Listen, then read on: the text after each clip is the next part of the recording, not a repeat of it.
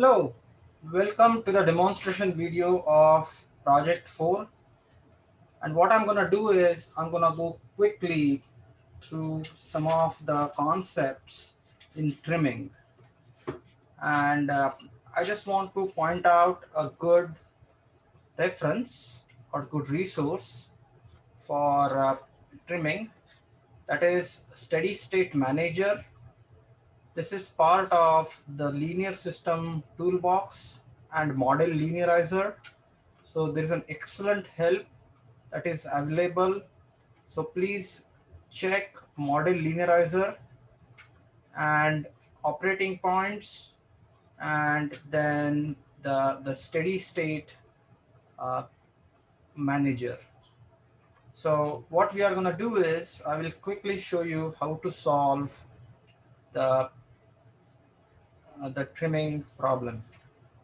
So let's start. Here is what we have.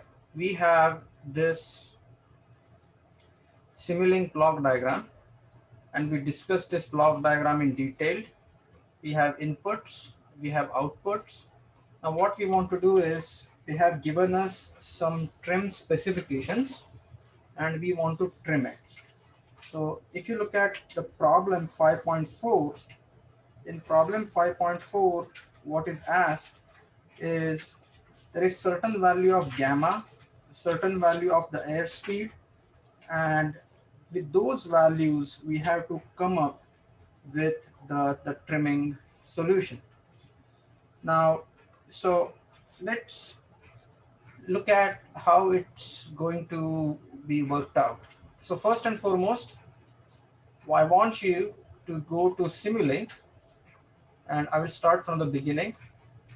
So if you go to Simulink, inside Simulink, you will go to apps, and here you are going to see these apps. You can have model linearizer. There is a linearization manager. If you drop down, you will see here a steady state manager. This is just for trimming. So if you just want to trim, you can use steady state manager. If you want to trim and linearize, then you can use the model linearizer or linearization manager. But let's do the trimming first. So steady state manager, and this steady state manager would open. Now what we need to do is we need to go to trim specifications, and it will populate the table with all the states. So we have about 12 states, we have about 4 inputs, and we have about 3 outputs. Now what we need to do is we need to set up the states to their proper values. Now let's quickly, I want to talk about what do we mean by trimming. Trimming means finding an operating point or a steady state solution. If you look at Appendix F, wherein they provide us the specifications for the steady states. So first of all, we don't worry about the steady state of state 1, state 2, state 3 steady state. We do care about. So, and for different values of gamma, this steady state value is going to be different because it is given as VA sine gamma. So let me take an example when gamma is 0. When gamma is 0, the derivative is going to be 0. So this is going to be 0, and this guy is going to be 0. So this is for the, then you have the steady state 4 is going to be 0, steady state 5 is going to be 0, 6 is going to be 0, 7, 8, 9 going to be 0. So if you look at 9, so state 9, this steady state will be dependent on VA star divided by R. So depending upon what your VA or the airspeed is divided by R, that will be the value you would be substituting in this equation. For an example, if you are going a steady state path and if your R is infinity, so this value is going to be 0. So you would enter 0 over here, you would enter 0 over here. Now the last part, these values are going to be 0. Now let's look at the initial conditions. Now if you look at the initial conditions, then you will realize your initial conditions are going to be 0, 0. So this initial condition is going to be 0. Second initial condition is going to be 0. Third initial condition, I'm just saying is minus 3000 so that we will be able to visualize the UAV over here in the level flight. And then state 4 is nothing but the airspeed, and that airspeed is 10, and that needs to be kept constant. So I would click on constant. Next steady state is 0. The steady state next state is 0. Next state is 0, and all other states are 0. Now if you look at the inputs are the control surfaces and the throttle. You can specify the throttle value to be the maximum value. That is totally fine. And then if you look at the output, in the output, it is asking us the first value, which is VA, which is the airspeed 10, and then it is asking us the value of gamma. So the value of gamma, so the second one is the angle of attack, and third one is the gamma. If you want to take a look at what it is, I would encourage you to just quickly go back to force and moments and see here that you have last three beta, alpha, VA. So basically these two values that need to be set up. So VA and alpha. So, and it is interesting to note that value of gamma is equal to alpha when the system is in level flight. So I will go back to the toolbox that I was working in, steady state manager, and I will set the value of alpha, which is nothing but gamma, is equal to 0. So I have set up the problem, and now what I need to do is I will just substitute, say, maximum thrust condition, and I will go to trim options. This is something that you want to be very careful about. Many of you said that the trimming couldn't find the solution, but please understand it depends upon what type of algorithm you use. So there are many algorithms that are available, and you may have to sometimes change the algorithm or change the number of iterations to come up with a good solution. So I would select as a first go gradient descent with elimination, and you can cycle through active set, interior point. These are different algorithms, but I will use sequential quadratic programming. Click OK, and then what I'm going to do is I'm going to click trim, and then what you can see on my screen is aircraft is going through the trimming routine. So it is try to go through different iterations and try to go through different manipulations, change the variables, and try to trim the aircraft. You can do the exact same thing inside the linearization manager the way I showed in the class, and then you can use those trimming options to actually linearize the system. So once it goes through the trimming, what it will do is it will send you an iteration result, and it should come out very shortly. And then we will take a look at those iterations to see what output the trim function gives us. And it may take time depending upon the algorithm that you choose. So here the trimming is performed. And many a times a trimming function may or may not give you optimal solution. It's a nonlinear optimization technique. And again, depending upon UAV parameters or the constraints that you have applied, your trimming solution could be different. and then you have to modify some of these constraints. But at this point, we have just started with very basic or minimal constraints that are given in the textbook. And you'll realize that the solution will be somewhat within the bounds, and this will perform the optimization iterations.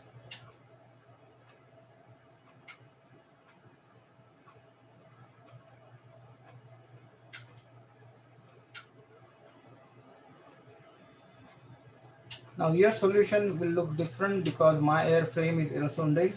Your airframe is going to be Zagi.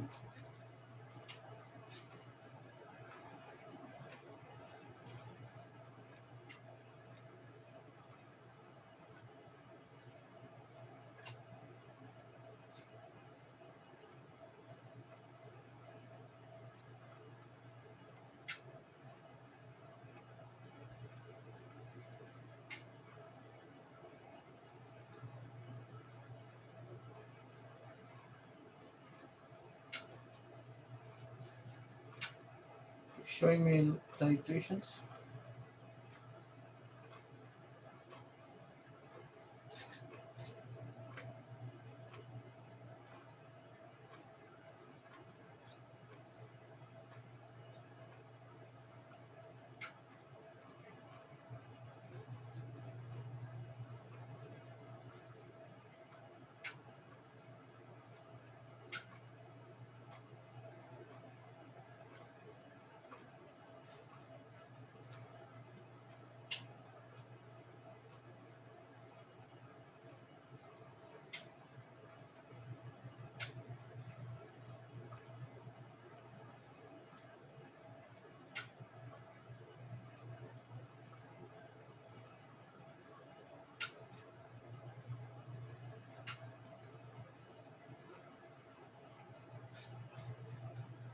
And it gave us a solution. Now let's see if this solution is good or bad. Now let's first look at the output. We can clearly see that the airspeed, what we want, is maintained. So 10, our angle of attack is close to 0, not exactly 0. Now let's look at the optimization status, and then it's in this case it's giving me an error saying that maximum number of iterations were exceeded. So in this case we have two choices. Either we can go back to the trimming specification, so here change the trim options and then actually rerun the trim. But let me take a look at what has happened here. In this case, if you see my state number 3, 4, 5, 6, 7, 8, 9, 10, these states are fairly close to 0, except this state which is quite high. The derivatives are close to 0. Now what would happen if I use these states? So what I'm going to do is I'm going to go to the optimization status. And what I will do is I can actually, if I want to, I can use these states to run the simulation. Or what I can do is I can go back to my states, I can go back to my specs, and then I add some additional specs. Now, what would be the ideal constraints? So for an example, I do not want any, I want it to be in semi-level flight.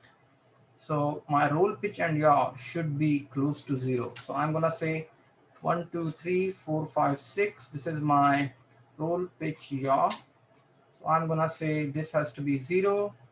This has to be 0. This has to be 0. So I would click all these to 0 and rerun the simulation and see what happens.